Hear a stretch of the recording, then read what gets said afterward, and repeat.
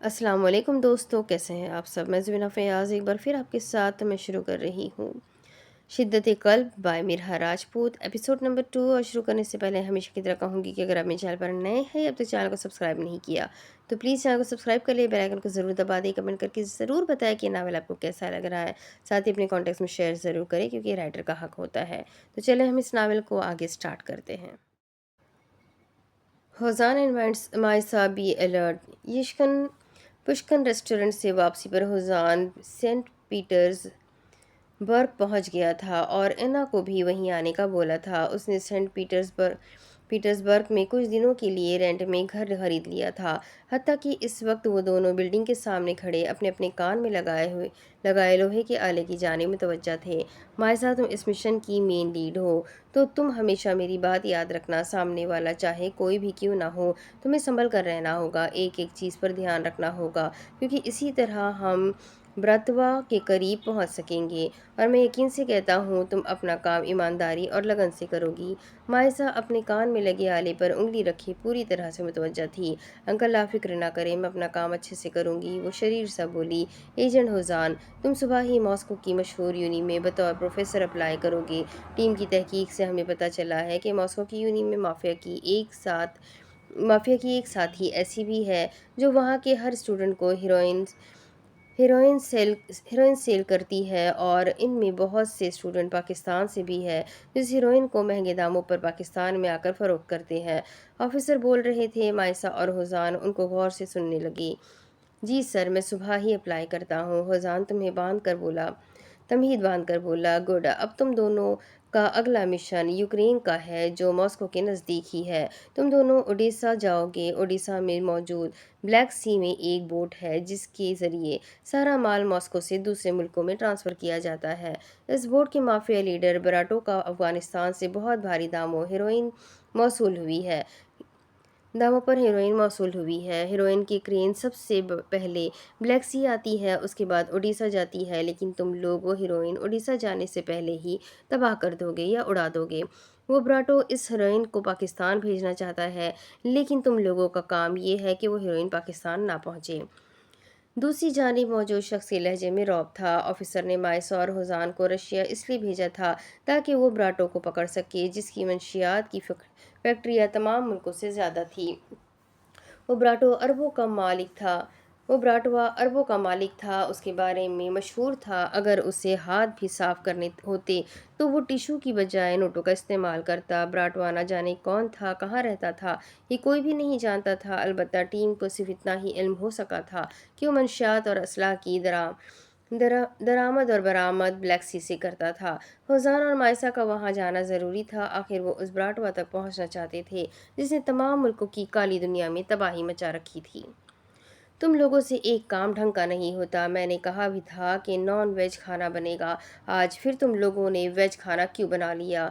गजबनाक हद तक जहरीले तासुरात चेहरे पर सजाए वो शख्स अपने सामने खड़े तकरीबन 50 के करीब मुलाजिमों पर फंकारा। सब मुलाजिम उनकी एक भड़क पर सहम से गए। मुंह से कुछ फूटोगे तुम लोग अब। वो अपने दांत पीसने लगे थे जब एक भारी जसामत वाली खातून चलती हुई उनके करीब आई। आफंदी जी, क्यों सुबह सुबह गुस्सा कर रहे हैं। सोने से लदी उस औरत ने आफंदी साहब के शाने पर अपना हाथ रखते मलायमत से कहते वहां खड़े सब मुलाजिम पर एक सरसरी नज़र डाली जो बाकायदा तहजीब से नज़रें झुकाए खड़े थे।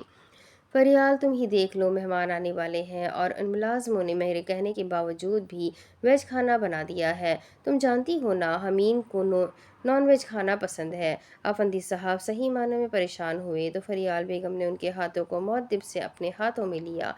परेशान क्यों होते हैं आप, मैं हूं ना। उनका लहजा तसल्ली बख्श था। फरियाल, वो लोग 10 मिनट में पहुंच जाएंगे और वाइट पैलेस में अभी नाश्ता तक तैयार नहीं है। उनकी लापरवाही की वजह से मुझे अब अर्जेंट बाहर से नाश्ता ऑर्डर करना पड़ेगा। अफंदी जी, आप जाकर अपनी शाही कुर्सी पर बैठे, नाश्ते की फिक्र मत करें, नाश्ता 10 मिनट के अंदर रेडी हो जाएगा। आप जानते हैं ना, हमीन और उनकी मिसेस बाहर का खाना बहुत कम खाते हैं। पहले वो मुस्कुराई, लेकिन फरियाल, 10 मिनट में कैसे नाश्ता तैयार होगा। आप जानते हैं ना कि आपकी बीवी किसी ज़माने में प्रोफेशनल शेफ़ भी थी। बस 5 मिनट लगेंगे और सारा खाना वेज से नॉन वेज हो जाएगा। انہوں نے ہاتھوں کی چٹکی بجاتے فرحت بخش انداز میں کہا تو آفندی صاحب ان کے قریب ہوتے ان کی آنکھوں میں جھانکنے لگے۔ اور ایسا کون سا جادو کریں گی آپ بیگم صاحبہ؟ آفندی صاحب نے آنکھیں سکیڑ کر بشاشت سے انہیں دیکھا۔ مہرون کام والی ساڑی پہنے، جس کا بھاری پلو پیچھے لٹک رہا تھا، پیروں میں بیڈ سول اور دونوں ہاتھوں میں سونے کے بھاری کنگن، کانوں میں بڑے بڑے سونے کے جھمکے اور گلے میں انہوں نے سونے کی ایک لمبی مالا پہن رکھی تھی۔ ساڑی کے اوپر ویلویٹ کی مہرون ہلکے کام والی شال اوڑھ رکھی تھی جو انہیں سردی سے بچا رہی تھی۔ خوبصورت چہرے پر تھوڑا سا میک اپ انہیں مزید دلکش بنا رہا تھا۔ 50 کی عمر میں بھی وہ 25 کی لگتی تھی۔ وجہ صرف ان کا ہر روز اسکن فیشل باڈی اور فگر کو مینٹین کرنا تھا۔ میں ساری ڈشز سے ویج نکلوا دوں گی اور جب وہ نان ویج کھانا بن جائے گا تب میں اسے کھانے میں موجود ویج کے ٹیسٹ کو تبدیل کرنے کے لیے اسے دوبارہ سے تڑکا لگا دوں گی، جس سے ویج کی اسمیل بھی ختم ہو جائے گی اور ڈش کو ایک نیا ٹیسٹ بھی مل جائے گا۔ انہوں نے کرتی سے حل نکالا تو آفندی صاحب متاثر ہوئے بنا نہ رہ سکے۔ پھر اگلے ہی پل وہ ایک ایک ملازم کو کام پر لگا گئی اور جلد ہی ویج ڈشز کو نان ویج میں تبدیل کر دیا گیا۔ یہ تھے آفندی درانی اور ان کی سگڑ بیوی فریال آفندی، جن کے 4 بچے ہیں۔ سب سے بڑا بیٹا میر ہرمان خانزادہ، جو گرینڈ کریملن سے دور سینٹ پیٹرز برگ اپنے ڈاک ہاؤس رہنا زیادہ پسند کرتا تھا۔ اس کے بعد چھوٹا بیٹا اے جے، جس کا پورا نام امر جیک تھا۔ امر اس کا خاندانی نام تھا اور جیک اس نے روس میں آ کر رکھا تھا۔ اس کے بعد ان کی ننھی سی شرارتی سی 2 بیٹیاں۔ پہلے بات کرتے ہیں نازلی کی، جس کے بارے میں مشہور تھا کہ وہ لوگوں کے ساتھ ایسی چالیں کھیلتی تھی کہ اسے دیکھ کر شیطان بھی اپنے کانوں پر ہاتھ لگائے۔ اور دوسری بیٹی ایلف، جو حد سے زیادہ مغروری اور بگڑی ہوئی تھی، اسے دنیا دیکھنا اور ہر جگہ کو ایکسپلور کرنا پسند تھا۔ اب بات کرتے ہیں گرینڈ کریملن پیلس کی، جو اس وقت آفندی صاحب کی ملکیت تھا۔ وہ ماسکو کے سب سے امیر ترین شخص تھے۔ سب سے زیادہ ماسکو میں ان کی بلڈنگز اور ان کے بزنس پائے جاتے تھے۔ ان کے پاس اتنا پیسہ تھا کہ وہ چاہتے تو آسانی سے پورا ماسکو بھی خرید سکتے تھے۔ حالانکہ ماسکو میں رہنے والے لوگ ان کے خاندان کو بلینئر مائنڈ سیٹ کہتے تھے۔ ان کی رہائش گرینڈ کریملن پیلس کی تھی۔ وہ اس قدر خوبصورت تھا کہ اسے دیکھنے کے لیے لوگ دور دور سے آتے تھے۔ اس عمارت کی چوڑائی کافی رقبے تک پھیلی ہوئی تھی۔ پیلس کو سفید، گولڈن اور زنک رنگوں کے امتزاج سے تیار کیا تھا۔ بعض لوگ اس پیلس کو وائٹ پیلس بھی کہتے تھے۔ پیلس کے اندر جائیں تو جدید طرز کے لال رنگ کے پردے ہر کھڑکی کے آگے موجود تھے۔ محل کے روف وال پر ستائشی جھومر لگے تھے۔ پورے محل میں قالین بچھا تھا، البتہ سیڑھیوں کے راستے میں سرخ رنگ کا نرم کپڑا مڈ میں موجود تھا۔ ہر کمرہ ایک سے بڑھ کر ایک تھا۔ کہا جاتا تھا کہ اگر ایک دفعہ پیلس کی تعریف شروع کر دو تو دن سے رات ہو جائے مگر محل کی خوبصورتی کے قصے نہ ختم ہوں۔ اوئے میرے ڈیڈ کے سرکاری ملازم، یہاں آؤ۔ ایلف نے اپنے کمرے کے دروازے کے پاس کھڑے زہران کو آواز لگائی، جو محل کے شان میں اضافہ کرتا ہوا ہر واز میں سرخ رنگ کے پھول سجا رہا تھا۔ آپ نے مجھے بلایا؟ زہران کو اپنے عقب سے آواز سنائی دی۔ جب عین وقت اس نے مڑتے ایک نظر ایلف میڈم پر ڈالتے، دوسری نظر فوراً سے جھکاتے اشتیاق سے پوچھا، ظاہر ہے میرے ڈیڈ کے سرکاری ملازم تم ہی ہو، ورنہ کبھی دیکھا ہے میرے ڈیڈ نے تمہارے علاوہ کسی ملازم کو اپنے سر پر چڑھایا ہو یا پھر اس کی پروموشن کی ہو؟ ایلف نے منہ کے زاویے بناتے ہاتھ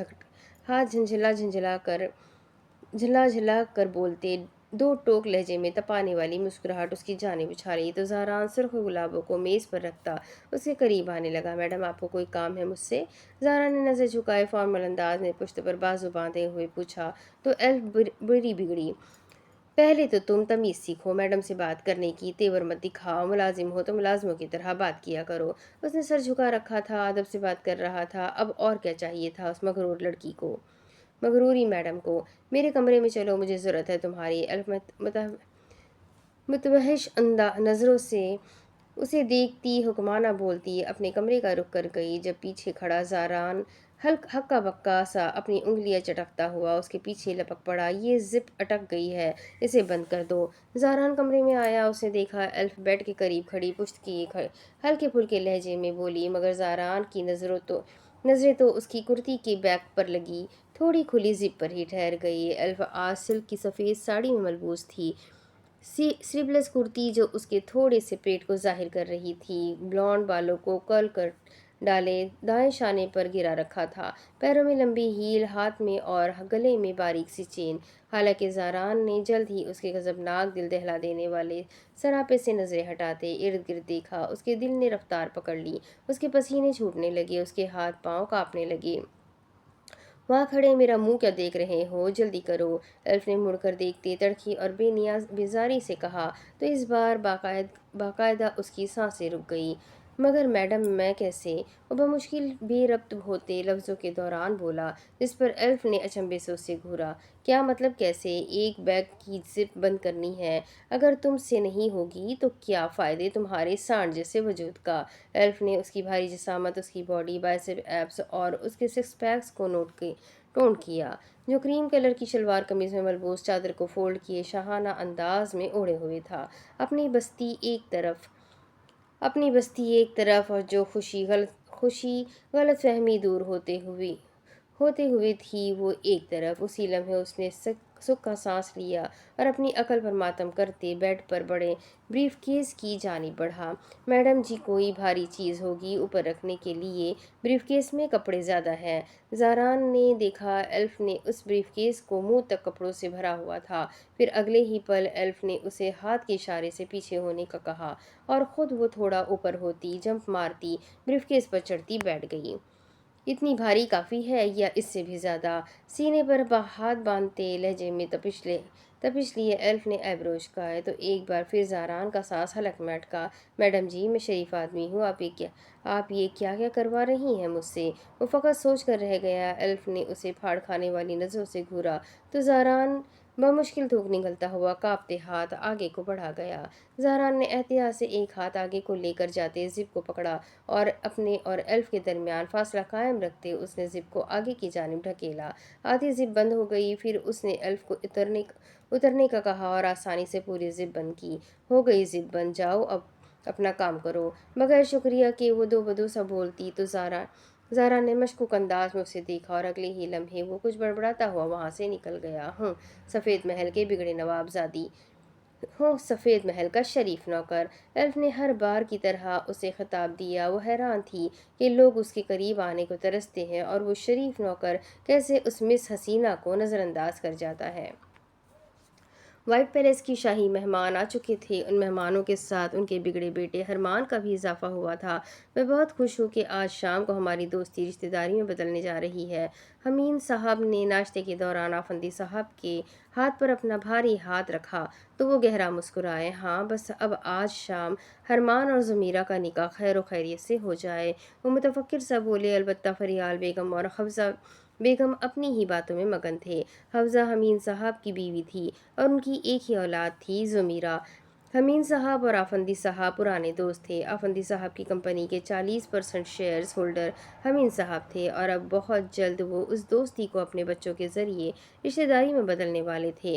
हरमान बेटा अब ज़मीरा को साथ क्यों नहीं लाए, हफ्जा बेगम ने मुतज़ब्ज़ब सा पूछा। क्योंकि ज़मीरा मुझसे नाराज़ है। मीर हरमान के बोलते ही हस्ब तौका तकरीबन सभी नाश्ता करते एक पल को ठहरे। क्यों बेटा, आज तुम दोनों का निकाह है और वो तुमसे नाराज़ क्यों है। मैं किसी और से निकाह कर रहा हूँ ना, इसलिए वो नाराज़ है मदर इन लॉ। लेकिन आप तो ज़मीरा से निकाह कर रहे हो ना। जी मैं ज़मीरा से ही निकाह कर रहा हूँ। ब्रेड पर जैम लगाने के दौरान वो डबल मास्टर माइंड बंदा सबके दिमाग घुमा रहा था। फिर आपने उससे ऐसा क्यों बोला कि आप किसी और से निकाह कर रहे हैं। मजाक कर रहा हूँ मैं ज़मीरा के साथ, उसे लगता है आज मेरा निकाह किसी और लड़की के साथ है। बस इतनी सी बात थी और वो पूरी रात मेरा दरवाज़ा बजाती रोती रही। वो इस अंदाज में बोला जैसे बहुत महान काम करके आया हो, जिस पर सब ने एक साथ उसे घूरियों से नवाजा। हरमान तुम शादी से पहले ही मेरी बेटी को रुला रहे हो। हमीन साहब को शायद बुरा लगा था ज़मीरा के कहने पर। उन्होंने उसे हरमान के डाक हाउस भेज दिया था क्योंकि उसका कहना था कि वो शादी से पहले थोड़ा एक दूसरे को जान लेंगे। हालांकि वो बचपन से उसके साथ रही है। कोई उससे पूछे क्या अभी भी जानना पहचानना बाकी था। अंकल आपको पता है वो मुझे कहती है कि वो मेरे साथ काम करेगी। अब आप ही मुझे बताएं कि वो इतनी जज्बाती है। कल रात रोने धोने की बजाय अगर वो मोबाइल खोलती मीडिया चेक कर लेती तो यकीनन कल रात वो यूँ मेरे दरवाजे पर रोना रही होती। वो जैसे डबल माइंड गेम खेलता था वैसे ही सर घुमाने वाली बातें भी करता था। हरमान ये क्या बदतमीज़ी है। अफंदी साहब गुस्से से उसे घूरते बरहम हुए तो हरमान मुस्कुराया, इतना दिलकश कि नाज़ली और एल्फ का दिल चाहा अपने भाई का डिंपल चुरा ले। डैड ये बदतमीज़ी नहीं है, मैं सिर्फ इतना बता रहा हूँ कि आप उसे समझाएं, मैं उसे डार्क वर्ल्ड ज्वाइन नहीं करवाऊंगा। वो भोली है और मासूम भी, और रेड माफिया मासूमों के लिए नहीं है। तुम्हारा मतलब मेरी बेटी का मक्ल है। हमीन सुलग उठे। नहीं, मेरा मतलब आपकी बेटी जज्बाती है, अपने बाप से बात मनवाना जानती है, अपनी माँ से छोटी छोटी शिकायतें लगाना जानती है, और वो मेरा दिल बहलाना भी जानती है। उसमें इतनी सादगी है कि अभी 2 हफ्ते पहले मैंने उसे हीरोइन देकर यूं नहीं भेजा था। वो हीरोइन पाकिस्तान जानी थी, और ज़मीरा की वजह से वो हीरोइन पाकिस्तान ड्रग्स डीलर के पास जाने की बजाय आर्मी की टीम के पास पहुंच गई। आप उसे समझाएं, ये काम उसके लिए अच्छा नहीं है। मैं सिर्फ उसके लिए फ़िक्रमंद हूँ। मैं नहीं चाहता कि पाक की टीम को ज़मीरा के बारे में कुछ पता चले और ज़मीरा को मेरे काम की वजह से कोई नुकसान उठाना पड़े। और आसानी से बोला, उसका लहजा मोहतात था। उसके लफ्ज़ों में ज़मीरा के लिए मौजूद फ़िक्र सब ने महसूस की थी। ठीक है, मैं उसे समझाऊंगा, वो ज़िद नहीं करेगी। हमीन साहब उसकी बात समझ चुके थे। वो तंज नहीं कर रहा था, वो बस मुतफक्किर था। नाज़ली और एल्फ, तुम दोनों उसे पार्लर लेकर जाओगी, मगर उसे पता नहीं चलना चाहिए कि दुल्हन वही है। नाश्ता करते ही वो नैपकिन से अपना मुंह साफ करता, अपनी मखसूस नशिश छोड़ता उठ खड़ा हुआ। उसका काम खुफिया था, उसकी पहचान खुफिया थी, और वाइट पैलेस के मुलाजमों में से कोई नहीं जानता था कि रशिया का बराटवा मीर हरमान है। एक नई सुबह का आगाज़ उड़ीसा से हुआ था। माइसा और होजान कमिश्नर की बताई हुई लोकेशन पर वक्त पर पहुंच गए थे। यूक्रेन से सीधा उड़ीसा और उड़ीसा से सीधा वो ब्लैक सी की जानिब बढ़ गए थे। माइसा ने ब्लैक जीन्स पर ब्लैक ही ओवरकोट पहन रखा था, और होजान ने वाइट जीन्स पर ब्लैक शर्ट और जैकेट। अलबत्ता उन दोनों के चेहरे मास्क के पीछे छुपे हुए थे।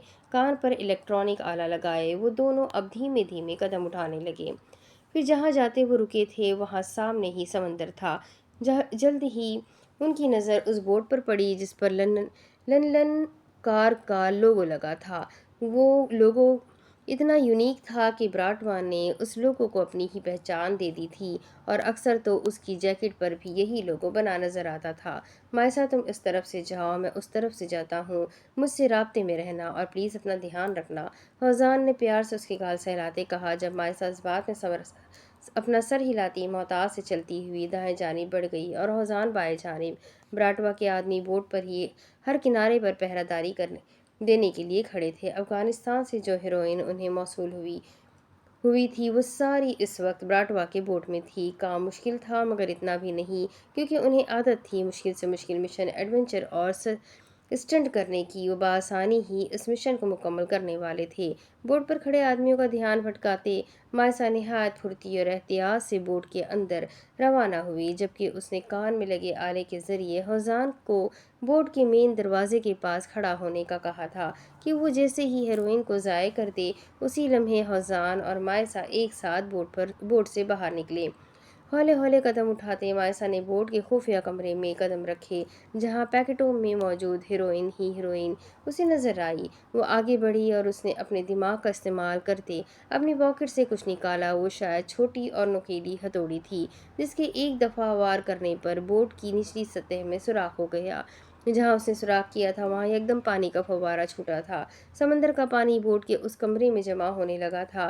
फिर अगले ही लम्हे मायसा ने अपने बालों से बारीक सी सुई निकाली, जिससे वो अब सब ही पैकेटों में सुराख करने लगी।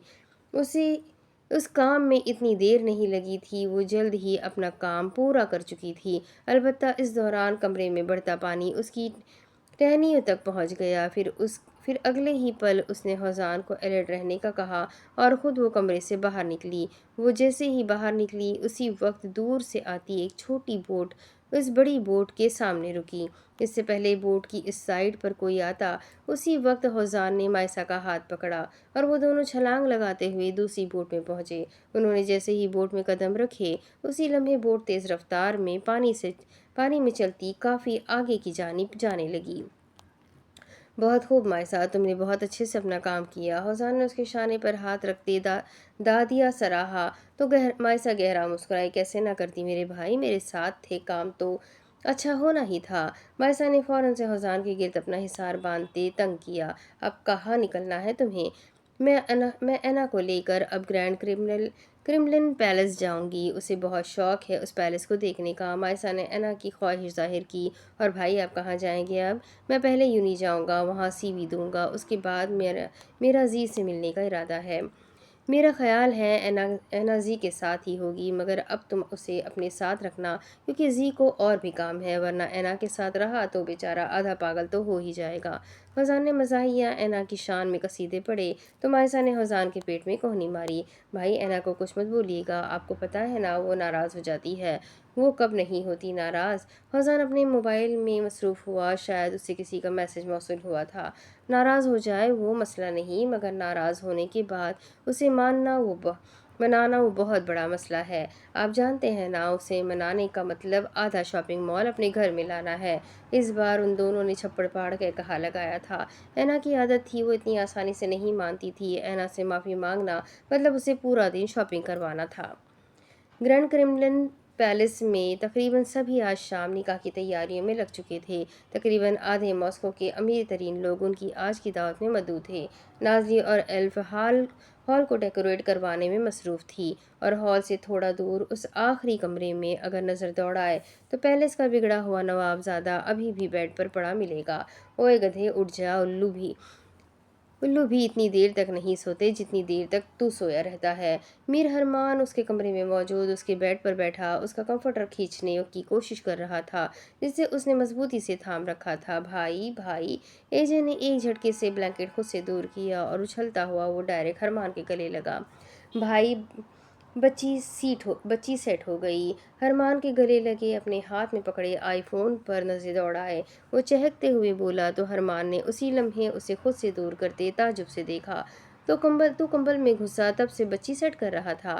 ہرمان نے مشکوک نظر سے اسے گھورا تو اے جے نرمی کا مظاہرہ کرتا ڈھیٹوں کی طرح مسکرایا۔ بھائی آپ کو پتا ہے وہ مجھ سے ملنے رشیا آ رہی ہے۔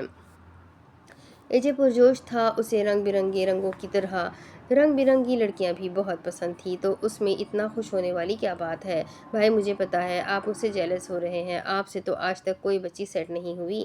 اے جے کا انداز مزاحیہ تھا جس پر ہرمان نے اسے سنجیدہ نظر سے گھورا۔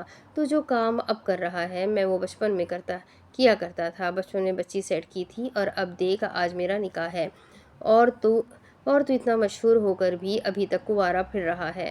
ہرمان کا ہلکا پھلکا انداز ایسا تھا کہ امر بھوچکا ہی رہ گیا جبکہ اسے مزید سلگانے کے لیے اس بار ہرمان نے اس کی جانب تپانے والی مسکراہٹ اچھالی جو اس کے تن بدن میں آگ لگا گئی۔ بھائی آپ نے بچی سیٹ کی اور آپ بڑے ہو گئے، مگر وہ ابھی بھی بچی ہی رہی۔ ہرمان کی بات کو مہارت سے نظر انداز کرتے اے جے نے چھپڑ پھاڑ کہا لگایا تو اسی لمحے ہرمان نے اس کے سر پر چپت رسید کی۔ اوئے تمیز کر، ہونے والی بھابھی ہے تیری۔ ہرمان نے سخت نظروں سے گھورتے تنبیہ کیا۔ اچھا بھائی اٹھیں نا، تھوڑا ڈانس تو بنتا ہے۔ مجھے چھوری مل گئی اور آپ کو بھگوڑی۔ اے جے نے پھر سے رمیزہ کا مذاق اڑایا تو اس بار ہرمان نے اس کے بیڈ سے کشن اٹھاتے اسے کھینچ کر مارا جس کا بنا کوئی اثر لیے بغیر اے جے میوزک سسٹم آن کرتا لیلا میں لیلا سانگ لگاتا اپنے جلوے دکھانے لگا۔ وہ اپنی کمر کو ہلاتا ہوا مزے سے ڈانس کرنے لگا تھا اور ہرمان اسے اس طرح سے ڈانس کرتا دیکھ ہنس ہنس کر پاگل ہوئے چلے جا رہا تھا۔ پھر اگلے ہی پل ہرمان نے اپنی پاکٹ سے نوٹوں کی گٹلی نکالی۔ اے جے اپنی ہی دھن میں مگن اپنے کرتب دکھانے میں مصروف تھا اور ہرمان اب اس پر نوٹوں کی بارش کرنے لگا تھا۔ بابا پلیز مان جائیں نا، میری فرینڈز بھی جا رہی ہیں، آپ ہر دفعہ مجھے جانے دیتے ہیں لیکن اس دفعہ کیوں منع کر رہے ہیں؟ ایلف آفندی صاحب کے کمرے میں موجود ان کے ہاتھوں کو اپنے ہاتھوں میں پکڑے بھرپور طریقے سے انہیں مسکے لگا رہی تھی۔ میرا بچہ، میں تمہیں اتنی دور کیسے جانے دوں؟ کوئی پاس کا ٹور ہوتا تو ٹھیک تھا لیکن اتنی دور ملیشیا تم اکیلی نہیں جا سکتی۔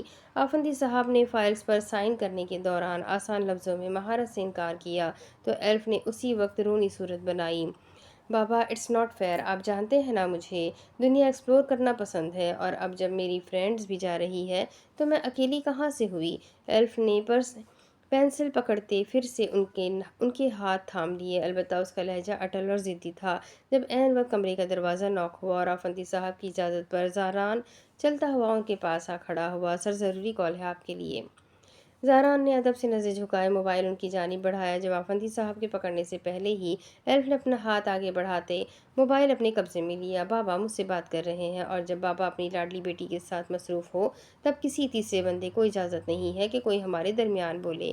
کال کو کٹ کرتے ایلف نے زاران کو اپنی نظروں میں چباتے دنتہی سے کہا تو بیچارے زاران کو غلط وقت انٹری مارنے پر خود پر غصہ آیا، جبکہ اس دوران آفندی صاحب باقی کی فائلز پر جلدی سے سائن کرنے لگے۔ میں معذرت خواہ ہوں میڈم، مگر کال ضروری تھی۔ زاران نے نہ چاہتے ہوئے بھی اپنا لہجہ نرم رکھتے فوراً سے معذرت کی، جس پر ایلف آنکھیں گھماتی ہی رہ گئی۔ بابا کے لیے سب سے ضروری میں ہوں، سمجھے تم؟ اور اب چپ کر کے کھڑے رہو جب تک میری بابا سے بات مکمل نہیں ہو جاتی۔ ناک سے مکھی اڑانے کے انداز میں ایلف نے اسے وہی جھاڑ دیا تو زاران اپنے دانت پیستا کلس کر ہی رہ گیا، مگر اس نے اس دوران ایک نظر بھی اٹھا کر ایلف کو نہ دیکھا۔ بابا آپ مان گئے ہیں نا؟ مجھے پتہ ہے آپ میری بات سے انکار نہیں کر سکتے، اس لیے آپ خاموش ہیں نا؟ کیونکہ آپ مان گئے ہیں۔ ایلف چہکتی ہوئی اچانک سے ان کے گرد باہیں پھیلا گئی۔ آفندی صاحب نے ساری فائل زاران کی جانب بڑھائی۔ میں نے کب کہا کہ میں مان گیا ہوں؟ آفندی صاحب نے ایبرو اچکاتے بھرپور اداکاری کرتے شانے بے نیازی سے شانے اچکائے، اس پر نہ چاہتے ہوئے بھی زاران کے ہونٹوں پر مدھم سی مسکراہٹ نمودار ہوئی، جو ایلف کی آنکھوں سے تو جدا نہ رہ سکی۔ بابا میں ناراض ہو جاؤں گی، سوچ لے، پھر جلدی مانوں گی بھی نہیں، آپ سے بات بھی نہیں کروں گی، کھانا بھی نہیں کھاؤں گی، صرف کمرے میں رہوں گی۔ اور ابھی اس نے اور دھمکانا تھا جب اس سے پہلے ہی آفندی صاحب نے اسے مسکرا کر دیکھ لیا، جس کا مطلب صاف تھا کہ وہ اس کی بات مان گئے ہیں۔ ہاں شکر ہے، ہو جائے ناراض تاکہ میرے بھی کچھ دن وائٹ پیلس میں آرام سے گزرے۔ زاران بس سوچ کر ہی رہ گیا۔